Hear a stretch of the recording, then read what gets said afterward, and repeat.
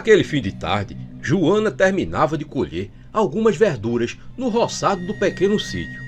Ela não temia nada. Afinal, o que podia acontecer naquelas terras? Ali sempre era tudo na calmaria.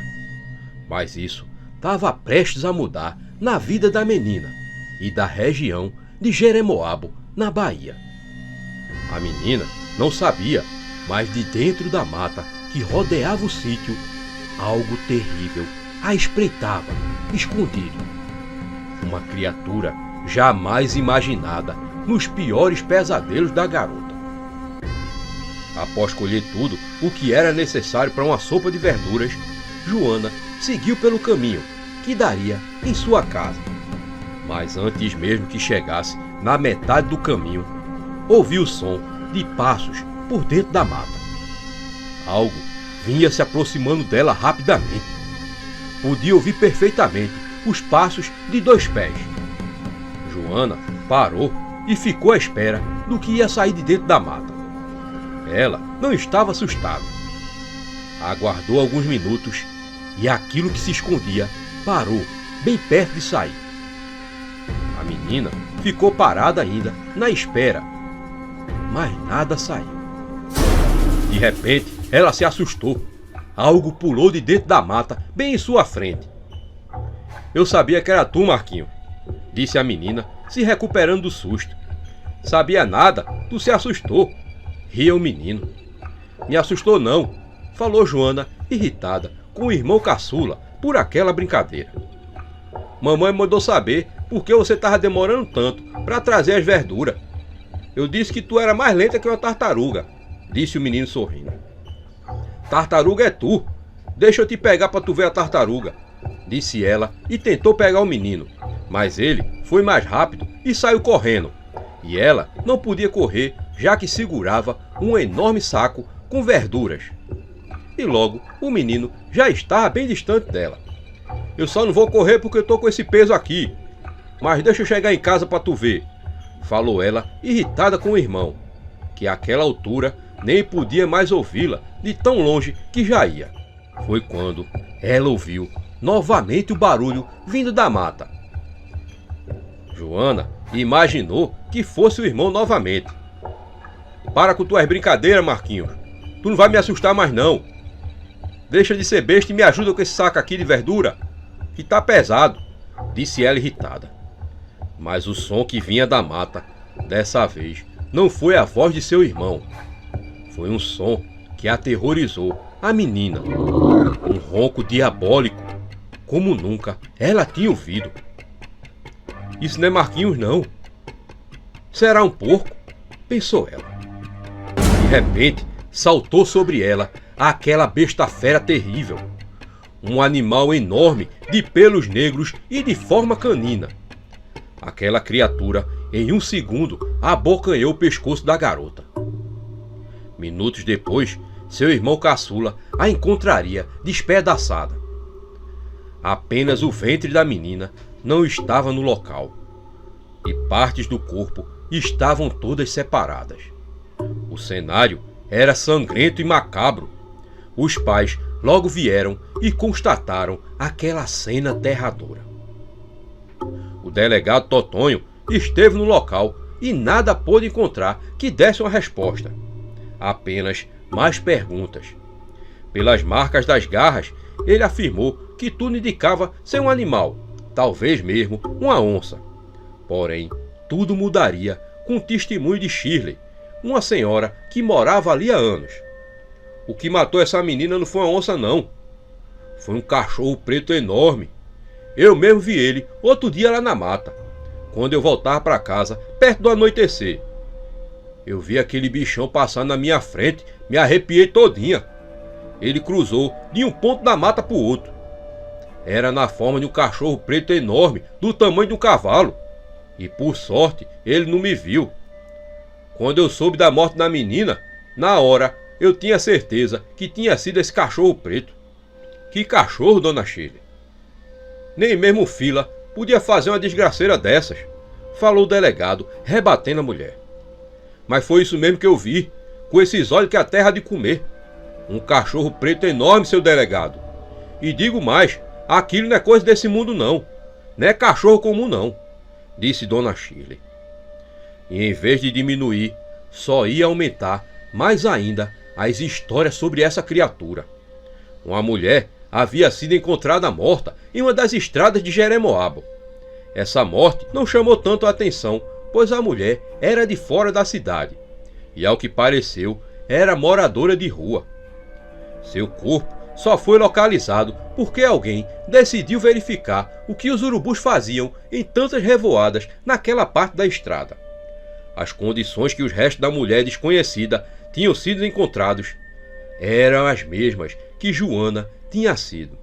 Apenas o ventre tinha sumido do local, como que devorado. E a história da besta fera rondando as terras de Jeremoabo se espalharam feito fogo em Mata Seca, principalmente depois do que aconteceu com Fátima naquela madrugada. Ela sempre se acordava cedo para tirar o leite de sua vaca, e depois de ordenhar, ela percebeu que o animal ficou inquieto.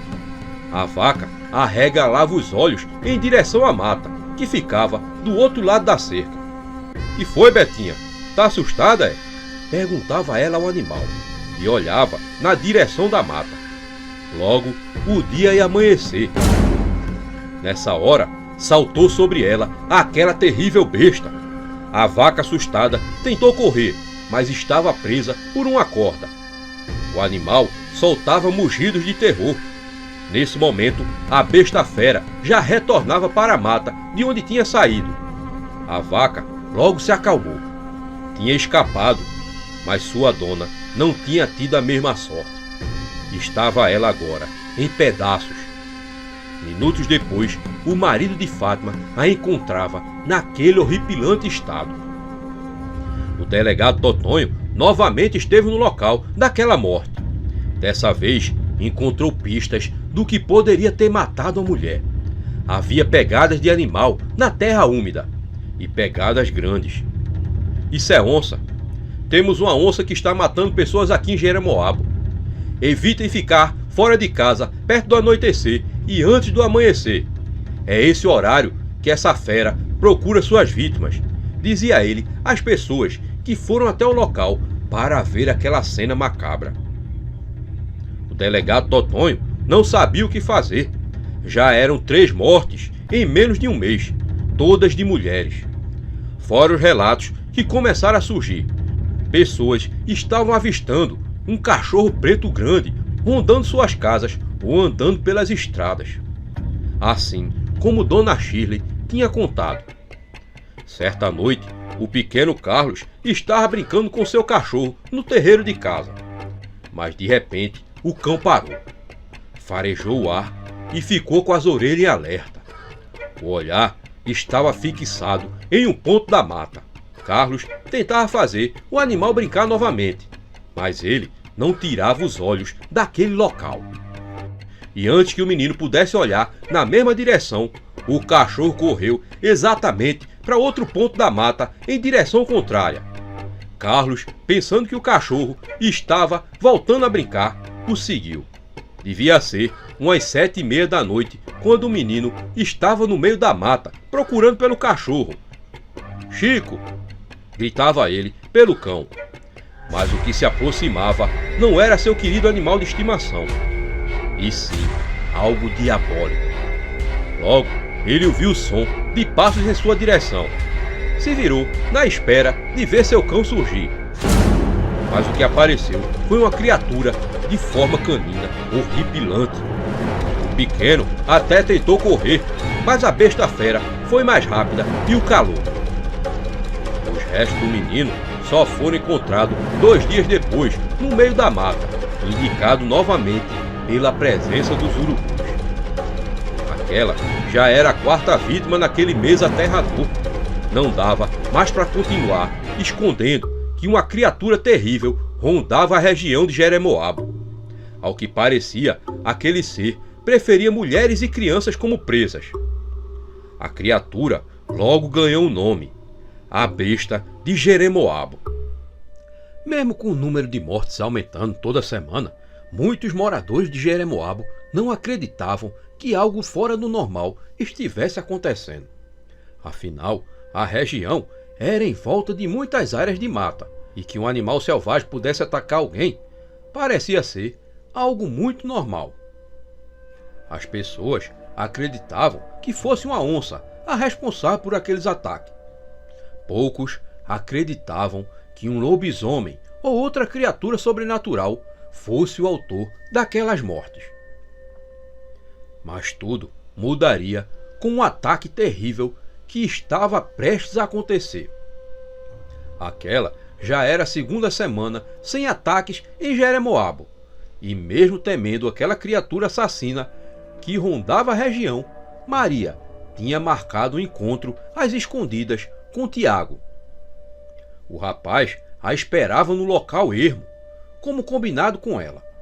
Os dois tinham a mesma idade, 16 anos, e saíram escondidos dos pais. Porém, os pais de Maria não queriam ela com ele.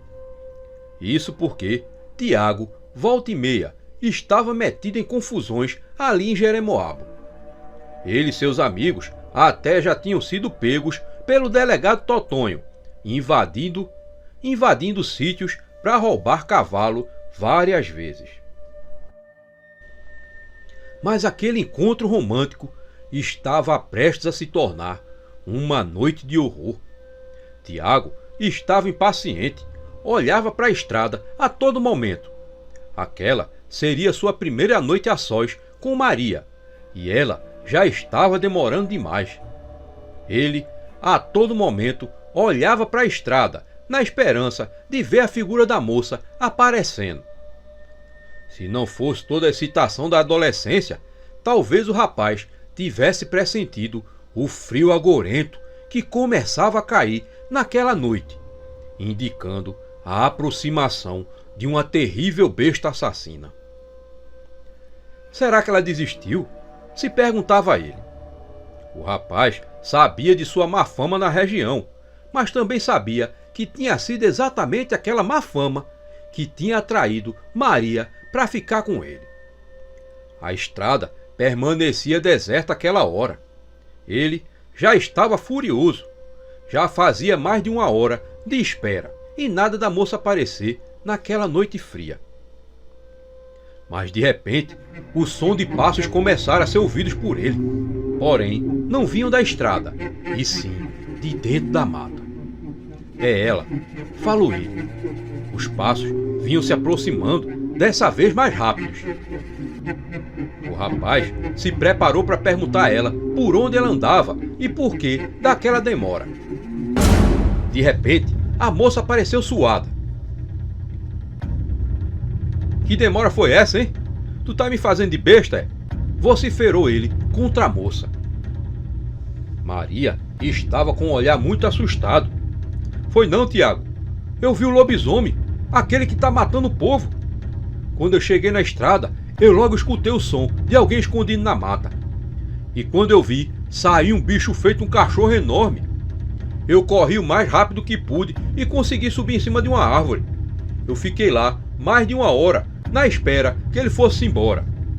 Lá de cima, eu vi ele andando de um lado para o outro, me procurando a todo momento.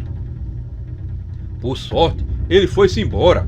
Aí eu desci da árvore e quando pensei em voltar para casa, eu percebi que vir para cá era mais perto, por isso que eu vim por dentro da mata, disse ela, quase sem fôlego. Que história mal contada é essa? Que lobisomem o quê? Tu estás querendo me fazer de besta, gritou ele com ela. Foi aí que se ouviu um ronco. Os dois adolescentes se assustaram. Por trás deles viram surgir um enorme ser diabólico. Era a besta de Jeremoabo, o terrível lobisomem.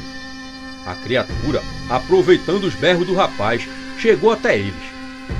Não havia, para eles, naquele momento, dúvida alguma da existência da besta fera de Jeremoabo. Ela era real. Na hora, Tiago correu, porém não deu nem um passo e já caiu no chão, fortemente, pelas garras da criatura, que acabaram rasgando sua perna. Ouviu então os gritos de horror de Maria. No chão, o rapaz puxava pela perna, que estava agarrada ao corpo, talvez apenas por alguns músculos. Então, ele viu aquela cena aterradora. Maria já estava morta, sendo devorada pela criatura. Lentamente, Tiago rastejou para dentro da mata, tentando se esconder. Mas como estava perdendo muito sangue, acabou desmaiando na boca da mata. Só foi encontrado lá pelas 5 da manhã, quando os trabalhadores do sítio do lado estavam indo e encontraram aquela cena macabra. Eles viram o que restou de Maria e localizaram Tiago na mata, coberto de formiga. Por pouco, ele não morreu, e assim que ficou consciente, 2 dias depois, pôde contar o que tinha visto. Os ataques não eram coisa de onça, era assim da besta fera de Jeremoabo, um terrível lobisomem que rondava a região. Aquele mês fechou com 19 mortes de autoria daquele demônio em forma canina. Já eram 13 mulheres e 6 crianças vitimadas pela besta de Jeremoabo. Então, alguns moradores se juntaram para uma caçada. A proposta de vocês é boa, mas perigosa. Um monte de cabra armado metido nessas matas não pode dar coisa boa não, disse o delegado Totonho ao ver aqueles homens armados. Algo tem que ser feito, seu delegado. Esse lobisomem está matando as mulheres e as crianças, disse Chico, um dos caçadores. Que lobisomem o quê, homem? O senhor, homem já de cabelo branco e filha casada, com essa história de lobisomem? Que é isso, seu Chico? Isso é uma onça, dizia o delegado. O menino que perdeu a perna disse que viu bem o cachorrão enorme dos diabos. Isso é lobisomem, seu delegado. Eu conheço muito bem esses bichos, respondeu o homem. Aquele mau elemento? Eu não duvido que ele é que tenha feito aquilo com a moça, seu Chico. E digo mais, e eu não duvido nem um pouco ser ele o autor dessas mortes. Ele já deve estar aqui, ele já esteve aqui na delegacia um monte de vezes. Andava roubando cavalo.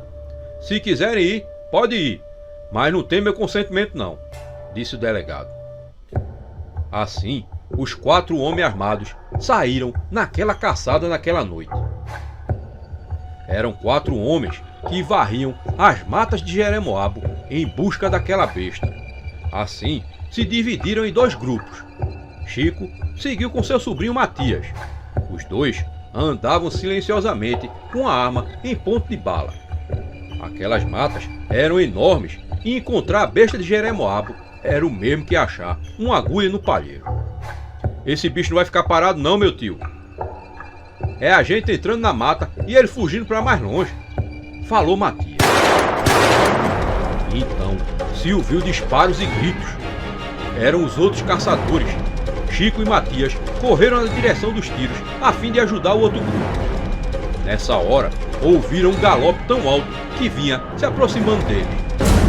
Foi quando tio e sobrinho viram surgir na sua frente aquele enorme cão. Chico e Matias atiraram sem dó. Os disparos pegaram em cheio a cabeça e o peito do animal. Mas para espanto dos dois, os tiros pareceram não causar nenhum ferimento na criatura.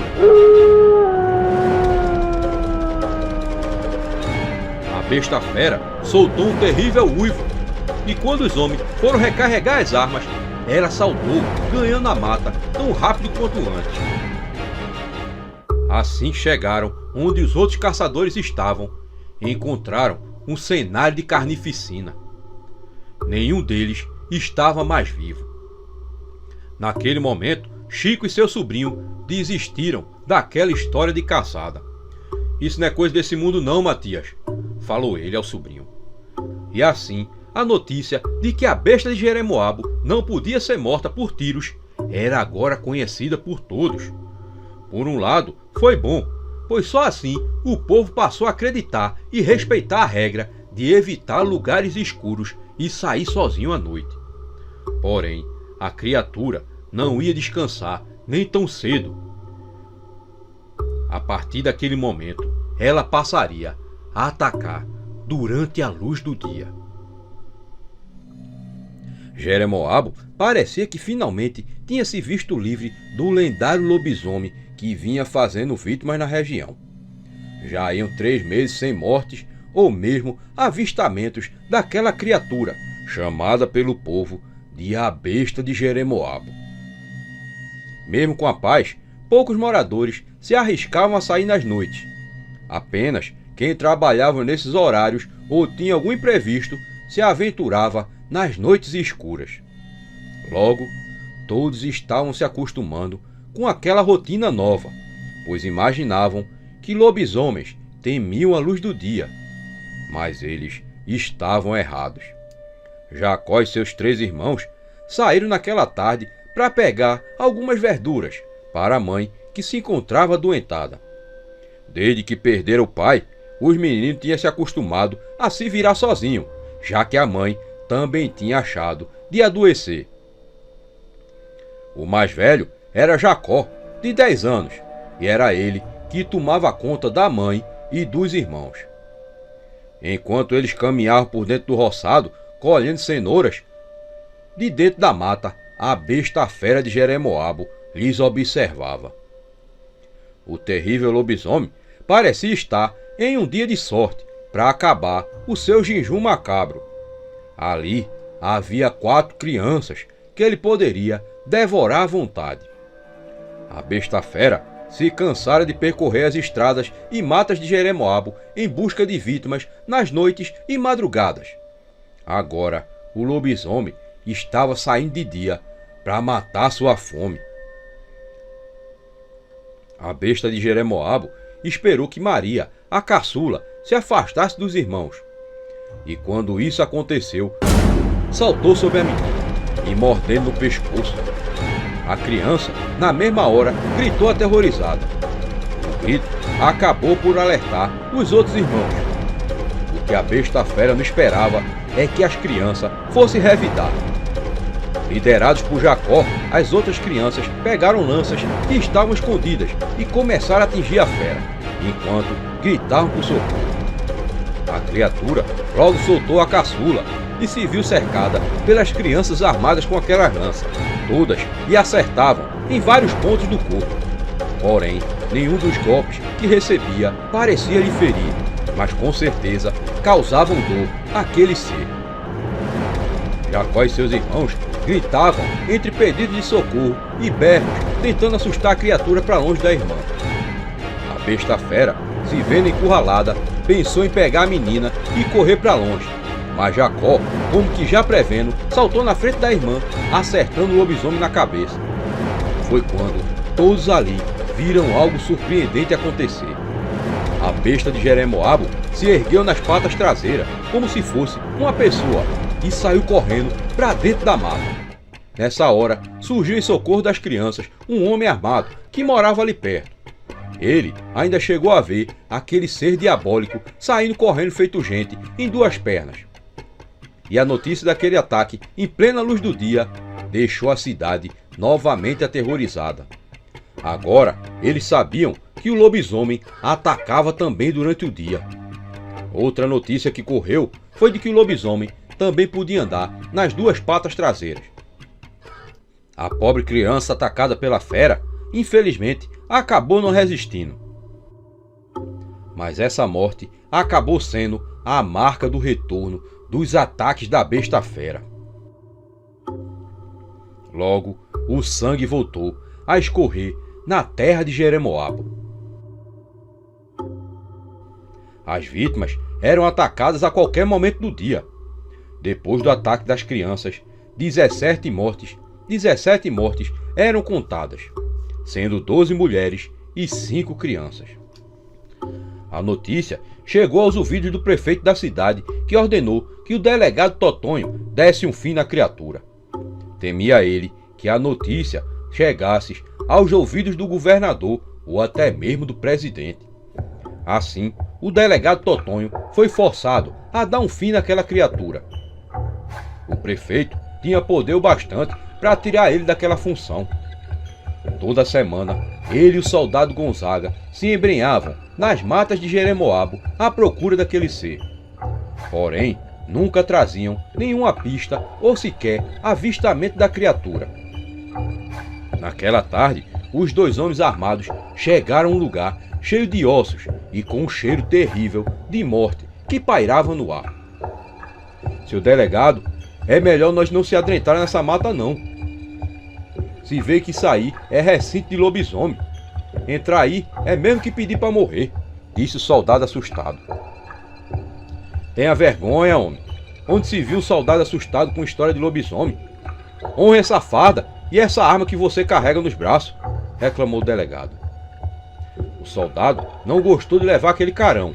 Sabia o quanto aquele assunto incomodava o delegado. Ninguém podia falar sobre lobisomem na frente dele, que ele mudava da água pro vinho na hora. Não entendia o porquê de tanto incômodo com aquele assunto.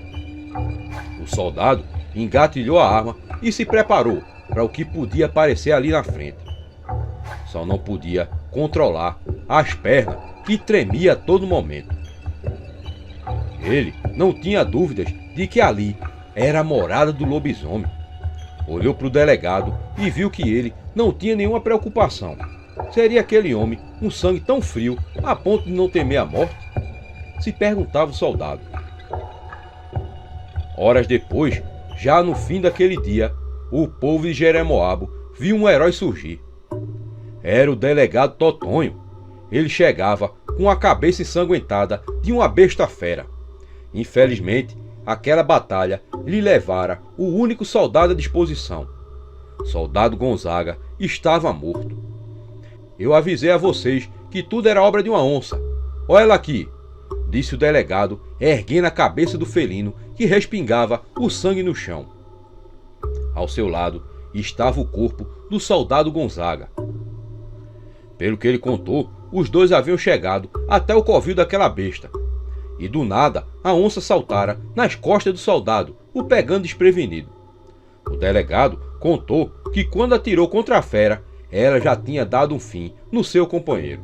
Mas o golpe fatal tinha sido a mordida no pescoço. Apesar da triste morte do soldado Gonzaga, que era muito bem quisto pelos moradores da região, o povo ficou feliz com aquela história de que havia dado um fim na criatura que tanto vinha causando morte na região. Com a morte daquela onça, as pessoas imaginaram que agora podiam respirar em paz. O prefeito da cidade mandou uma bela quantia para o delegado, que foi até homenageado com honras na prefeitura da cidade. As mortes cessaram em Jeremoabo, mas aqueles que tinham visto a criatura sabiam que aquela onça não era quem estava matando as pessoas. Uma dessas pessoas era o caçador João Chapéu, assim apelidado por sempre usar um desses objetos na cabeça. Ele era tido pelas pessoas da região como um doido, um louco, e muita gente o evitava para não ser visto com ele. Diziam que ele não falava coisa com coisa e sempre estava contando uma história de que o pai dele tinha virado assombração. João Chapéu morava sozinho nas terras que tinham sido de seu pai. Quando ele falava que a onça que o delegado Totonho tinha matado não tinha sido a assassina das pessoas, o povo ria dele. Mas João Chapéu tinha certeza do que dizia. Ele já tinha avistado um enorme cão negro correndo em certo fim de tarde, há alguns meses atrás. Voltava ele de uma caçada quando ouviu aquele galope por dentro da mata. Para sua surpresa, o que saiu em vez de um cavalo foi um maldito lobisomem saltando e logo sumindo no meio do mato. João ficou ali apenas a ouvir o galope se afastando cada vez mais. Naquela hora, ele teve certeza de que quem estava matando as pessoas ali em Jeremoabo era um lobisomem. E não tinha delegado nenhum que fizesse ele acreditar que a onça é que estava matando o povo. Mais tarde, naquele mesmo dia, ele se lembrou de uma história que seu pai tinha contado, de que certa vez andou por ali um outro lobisomem, que era conhecido por todos. E essa história já tinha mais de 50 anos. A criatura, do mesmo jeito que a besta de Jeremoabo, tinha preferência apenas por mulheres e crianças. O lobisomem quer matar as mulheres porque elas é quem traz ao mundo as pessoas, e quer matar as crianças porque elas é que são as pessoas do futuro. Lembrou João Chapéu dessa frase do seu pai. Ele lembrava muito bem dessas palavras, assim como o desfecho daquela história. O lobisomem só tinha sido morto por uma bala de prata. Por isso, João Chapéu sabia que aquela onça morta pelo delegado Totonho não era a autora daquelas mortes. O mal-assombre que matava as pessoas era um lobisomem, e ele tinha certeza disso. Quanto às mortes que tinham cessado, ele teve também certeza de que o lobisomem estava apenas dando um novo tempo para fazer um novo ataque. O matuto pensou que precisava de uma bala de prata. Jeremoabo vivia novamente dias de paz. A maioria dos moradores estavam crentes nas palavras do delegado Totonho de que não existia lobisomem nenhum e que a fera que vinha matando o povo era aquela onça. Afinal, ele sempre foi uma pessoa segura e considerada ali. Além do mais, que outra explicação lúcida poderiam encontrar, a não ser de que uma onça realmente era a autora das mortes. E por meses, as pessoas voltaram a ter paz. As crianças podiam novamente brincar nas águas do açude. Os namorados podiam sair de novo e irem a festas e forrós. Mas havia aqueles que ainda não acreditavam de que uma onça era realmente aquela besta assassina de Jeremoabo. Dulce voltava com uma amiga da missa naquele domingo. As duas moças conversavam animadamente. Já se ia quase um ano sem ataques da besta fera. Quando as duas passavam por um trecho da mata, avistaram saltar na sua frente aquele cão demoníaco. A fera rapidamente saltou para cima de Dulce, que vinha à frente. O que o lobisomem não contava era que a moça estivesse preparada contra a sua investida. Dulce conseguiu atingir a besta diabólica com a lança que levava consigo aonde quer que fosse. O lobisomem ficou suspenso no ar, tendo a lança apoiada no chão e fincada no seu peito. Nesse momento, as duas moças puderam ver que, mesmo sendo penetrada pela arma, a fera não sangrava. Valentemente, Dulce segurava a lança enfiada no peito do lobisomem. Num movimento rápido, a criatura conseguiu se soltar e, saltando, caía de novo dentro da mata. E elas puderam ouvir o galope daquela besta se afastando cada vez mais de onde elas estavam. Dulce e sua amiga correram na direção de suas casas e, lá chegando, contaram aquela façanha inesperada. Muitos não acreditavam no que elas contaram e muitos não acreditavam no que elas contaram. Como podia uma mulher enfrentar uma fera daquelas e fazê-la ainda correr? Era o que se perguntavam. Por isso, davam mais crédito às palavras do delegado. Você deve ter sido atacada por um cachorro doido. Existem dezenas deles, disse o delegado Totonho ao ouvir o relato de Dulce. Aquilo não era cachorro não, delegado. O bicho que nos atacou era do tamanho de um jumento. E tenho certeza que era o tal do lobisomem, falou Dulce. Não existe lobisomem, menina.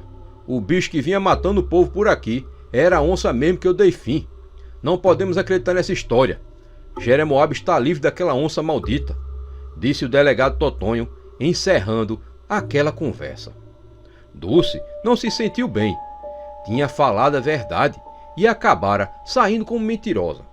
Afinal, o que seria sua história contra a fala do delegado da cidade? Ele havia sido homenageado por ter matado aquela onça. Era agora o herói de Jeremoabo. Quem poderia acreditar nela? Uma moça de 16 anos. Mas tinha alguém que acreditava. João Chapéu. Ele foi até a casa de Dulce e lá ouviu várias vezes aquela história. Mas o que tinha acontecido com Dulce logo seria comprovado. Numa tarde, semanas depois do encontro da moça com aquela fera, Josefina cozinhava, quando ouviu os gritos de seu filho de 4 anos. Ela tinha deixado ele brincando no terreiro de casa. Não estava preocupada, uma vez que acreditava que aquela criatura assassina estivesse morta. Mas assim que saiu do terreiro, viu aquele enorme cão em cima de seu pequeno filho. Josefina gritou, tentando em vão assustar o lobisomem, que a cada mordida tirava pedaços de carne da pobre criança. A mulher, com seu instinto materno, se jogou em cima daquele demônio, tentando pegar o filho e trazê-lo para si. Gritava por socorro, e o lobisomem nem sequer lhe dava ouvidos. Apenas quando os dois vizinhos chegaram, foi que o lobisomem saltou, carregando a criança para dentro da mata. A mulher, não aguentando aquela emoção, acabou desmaiando. Os homens, assustados ao verem o lobisomem, não correram atrás, pois tinham visto o estado da criança e sabiam que àquela hora ela não estava mais viva. Com esse macabro fato e os novos testemunhos de Josefina e dos dois homens, a história do lobisomem tinha voltado para Jeremoabo, trazendo o terror de volta aos moradores. Em plena luz do dia, uma criança tinha sido morta e levada para dentro da mata. E assim, novos ataques começaram a acontecer de novo. A história de Dulce e seu embate com o lobisomem foi revalidado e considerado um fato verdadeiro. Quanto ao delegado Totonho, tentava dizer que aquilo era obra de outra onça que devia rondar a região. Naquele mês, já fazia 2 anos desde que as mortes tinham começado a acontecer ali em Jeremoabo. O número de vítimas já ultrapassava mais de 100, entre mulheres, crianças e poucos homens. O delegado Totonho tentava salvar sua reputação, dizendo ser uma nova onça. Mesmo com ele se dispondo a sair uma nova caçada, o prefeito decidiu chamar alguém de fora. Então, mandou vir lá de Goiás um caçador chamado Antônio Braga, que tinha fama, além de suas terras, como o maior matador de onça. O homem deu entrada na cidade sem dar um bom dia ou boa tarde a ninguém, sempre com a cara fechada. Apenas pediu ao prefeito que contratasse o melhor caçador de Jeremoabo para lhe mostrar o caminho, uma vez que o delegado, mesmo se oferecendo para ir junto, afirmou não conhecer as matas da região. Porém, ninguém se ofereceu, temendo ser morto pela onça ou pelo lobisomem, que muitos já acreditavam realmente existir.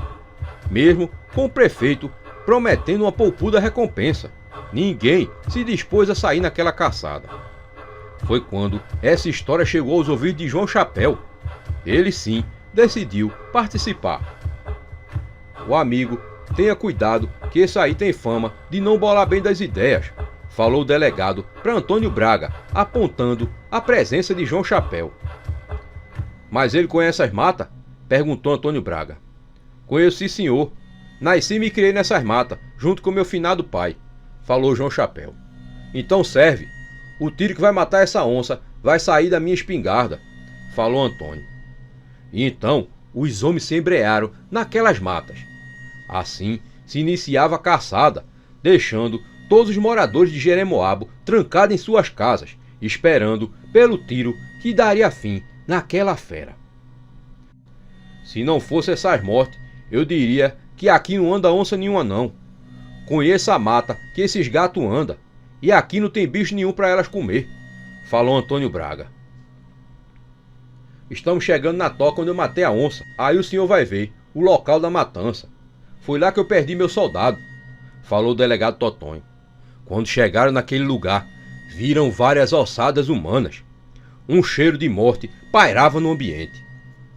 Logo, a noite já ia chegar, a mata começava a escurecer. Aqui é mesmo lugar de matança, falou Antônio Braga. Foi nessa hora que perceberam que o delegado Totonho tinha sumido. E ao se virarem, deram de cara com aquele lobisomem. Antônio Braga não pensou 2 vezes e disparou a queima-roupa na criatura. Mas as balas, mesmo atingindo o lobisomem, pareciam não fazer nenhum efeito. Antônio Braga precisava agora de recarregar sua arma, mas viu que não ia dar tempo. O lobisomem então saltou em sua direção, com a boca aberta, já para lhe abocanhar. Nesse instante, se ouviu um tiro. Era João Chapéu, e o tiro que tinha acertado o ombro da criatura, que caiu para trás com aquele impacto. Viram então, pela primeira vez, que o sangue começava a jorrar do corpo daquela besta fera. O lobisomem, com ódio, deu um novo salto, porém dessa vez um tiro lhe acertou a cabeça, a fazendo tombar e se estribuchar no chão. Em segundos, aquele ser já não se mexia mais. como você conseguiu tirar sangue desse bicho? Perguntou Antônio Braga assustado. Isso era um lobisomem, e tem raça de lobisomem que só morre com bala de prata. Era assim que meu pai dizia. Mas se carecesse de mais uma bala, eu não ia ter. Só consegui fazer 2 com colar de prata que tinha sido dele, do meu finado pai. Falou João Chapéu. Nessa hora, os 2 homens olharam para o lugar onde estava o corpo do lobisomem. E agora estava um corpo que eles reconheciam. Era o corpo do delegado Totonho. Ele é quem era o lobisomem. E com certeza tinha levado os 2 até ali para fazer uma emboscada. Já que era ali a toca que ele tinha usado para levar tantas pessoas mortas e até mesmo matar o seu soldado. Ele só não contava que João Chapéu estivesse preparado com 2 balas de prata. E assim chegava ao fim o reinado de terror do lobisomem de Jeremoabo, sendo revelado ser ele aquele quem devia proteger a cidade, o delegado Totonho. João Chapéu recebeu honrarias do prefeito e recebeu também aquele prêmio, uma poupuda quantia. E até mesmo recebeu elogios de Antônio Braga, a quem lhe devia a vida. E aí, minha gente, gostaram do vídeo? Mas calma que ainda tem mais. É só escolher uma dessas opções que está aí na tela.